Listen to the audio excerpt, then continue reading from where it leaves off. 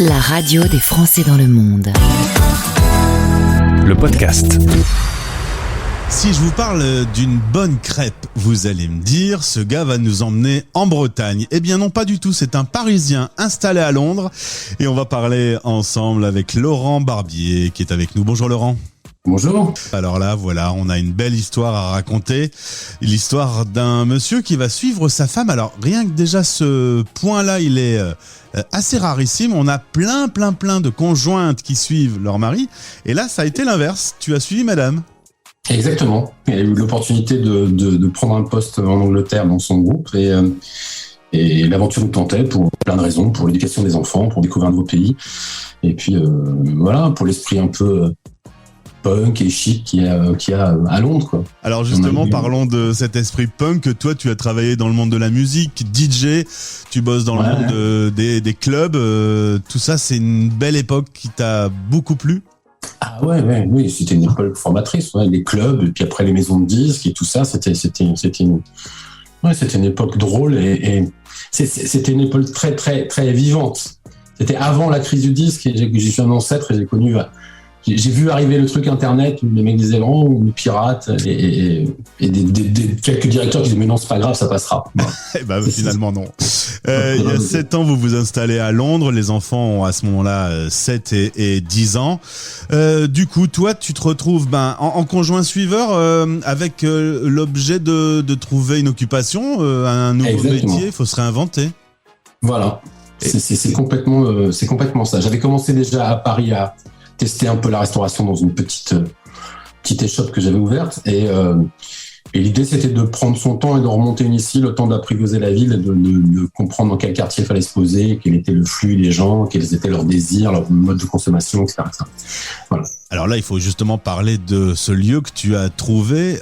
Ça se trouve à Battersea Square. Tu me dis qu'il n'est pas un endroit qui est très très fréquenté, très passant. Mais par contre, c'est à côté d'une école française et à côté d'une école fréquentée par notamment la famille royale, s'il te plaît, et pas mal de stars. Et donc, raconte-nous un peu le repérage que tu fais là-bas. Si je raconte cette histoire, c'est quand on repère un lieu, on vient faire un peu le planton et regarder le flux des gens. Et donc je me suis pointé un matin pour regarder qui venait, notamment dans les écoles et qui passait devant ces boutiques et serait susceptible d'être client. C'était un matin un peu sombre, comme il existe à Londres parfois. Il pleuvait beaucoup, comme ça arrive parfois, pas souvent à Londres. Donc j'étais vêtu d'un imperméable et je regardais des enfants qui avançaient dans la rue. Donc je me disais à moi que c'était bizarre. Et puis on m'a tapé sur l'épaule et on m'a dit ah, monsieur MI5, donc service secret britannique.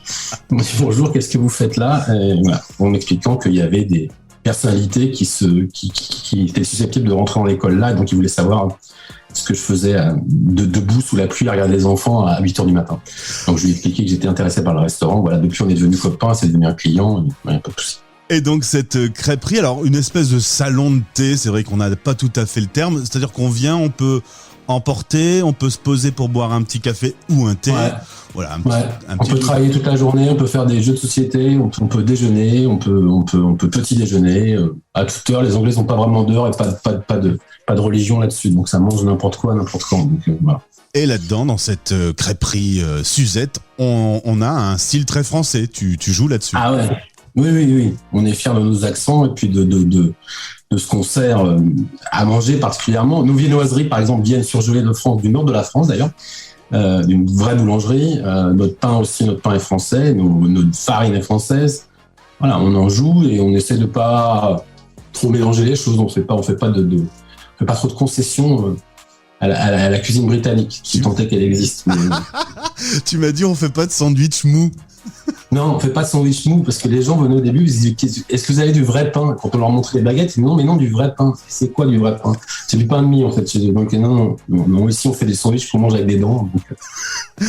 Alors, autre grand moment. Ils s'y sont fait, c'est très drôle. En fait, les Anglais, ce truc, c'est que à partir du moment où c'est fait avec respect et humour, ils ont beaucoup de sens de l'humour, beaucoup de recul, et donc c'est vraiment beaucoup de charriade avec les clients, on connaît tout le monde, c'est très très drôle, on joue de notre côté français, on surjoue d'ailleurs parce que on surjoue plus qu'autre chose, et puis voilà, et c'est toujours cette petite chambrade rigolote qu'il y a avec eux. Un jour, le MI5 va justement rentrer dans ta crêperie pour t'annoncer que la famille royale va passer chercher une petite crêpe. Ouais, c'est ça, ouais. Des cafés croissants pour l'instant, au fait, au début, même pas des crêpes, mais ouais, ils sont rentrés à 4, ils ont inspecté un peu, il y en a 2 qui se sont posés en salle, le temps que quelques représentants de la famille arrivent tranquillement, nous ont des gens adorables et qui sont traités chez nous comme n'importe quel autre client, qui font la queue, qui payent, qui parlent à tout le monde, enfin c'est... Kate Middleton, elle fait la queue pour avoir son croissant. Ouais. Ah ouais.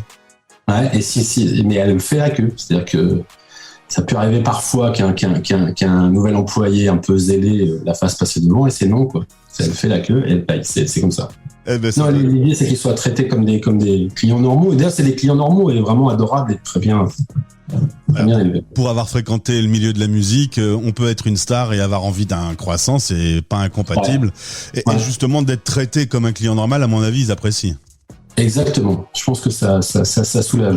Alors, quelle petite star viennent manger tes crêpes? Alors, quelle star on a dans celle que j'arrive à reconnaître, parce que moi je suis vieux et que en plus j'ai pas toute la culture anglaise, mais on a Hugh Grant qui venait beaucoup pendant un moment, on a eu Florence of the Machine qui venait, enfin sans les machines, mais Florence.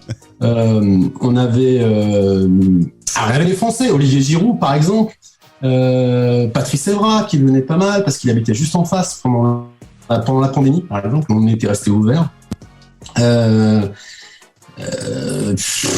Un ancien Lillois, Joe Cole, qui a joué 1 an à Lille, par exemple. Joe Cole, il vient tout le temps, il est super sympa ce mec l'après-midi, il vient au moins 3 à 4 fois par semaine. Enfin, je sais pas, voilà. Laurent, on va parler d'un truc qui peut être un peu plus douloureux. On n'est pas sans savoir qu'on vient de traverser entre l'Angleterre et la France 2 périodes difficiles, pandémie et Brexit. Est-ce que ça a changé quelque chose pour toi? Alors, la pandémie, oui. Le Brexit, pas vraiment. Le Brexit, c'est gênant maintenant pour recruter du personnel. Parce que plein de gens sont partis. Les étudiants qui étaient là avant sont partis parce que maintenant, il faut un vrai contrat de travail, un visa pour rester. Donc ça, c'est chiant. La pandémie, pour être tout à fait honnête, nous, on en avait bénéficié parce que tout le monde... On avait le choix de fermer ou d'ouvrir en Angleterre à partir du moment où on pouvait faire du take-away.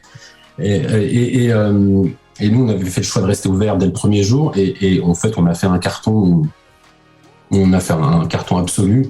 Et c'est ce qui a vraiment... Ça a été un pas décisif chez Suzette. C'est-à-dire qu'on est devenu très populaire dans le quartier parce que les gens avaient besoin de se retrouver quelque part, de parler à quelqu'un, autre qu'à leur conjoint ou à leur famille. Donc, ils venaient parler aux mecs de chez Suzette qui leur faisaient un café. Et depuis, c'est resté. Les Anglais sont très fidèles. C'est resté, et puis on avait fait quelques petites OP pour la NHS, des machins comme ça. Et il y a eu pas mal de solidarité, c'était assez sympa comme moment en fait. La première pandémie en Angleterre, elle s'est vécue mieux qu'en France. Il y avait beaucoup moins de contraintes, les gens n'avaient pas de timer pour rester dehors. Il faisait beau, voilà. Donc les affaires vont plutôt bien. Ouverture à South Kensington d'une seconde crêperie. Ça y est, Suzette est maintenant une franchise en développement. En tout cas, il y a une petite sœur, quoi. Voilà. Une première petite sœur. Voilà. Visiblement, du coup, l'anglais aime manger sa crêpe française. Ah ouais, quand il met du temps à s'y mettre. La crêpe, il connaît, mais la galette, il a plus de mal à comprendre ce que c'est que ça. Enfin, c'est une question de culture. On ne travaille pas tellement le blé noir en Angleterre, donc mais une fois qu'il goûte, ouais. Je pense qu'un peu tout le monde, je connais peu de gens qui n'aiment pas les galettes en fait. En tout cas, ça m'a ouvert l'appétit. Merci Laurent d'avoir répondu à nos questions. Merci Laurent, bonne chance pour ce développement. Bonjour à toute l'équipe. Merci Gauthier, à très bientôt. Les Français parlent au français, l'émission qui relie les expats, parrainée par Bayard Monde. Suivez Bayard Monde sur Instagram. Parce que la lecture n'a pas de frontières, les magazines Bayard Milan vous suivent partout dans le monde. Recherchez Bayard Monde tout attaché.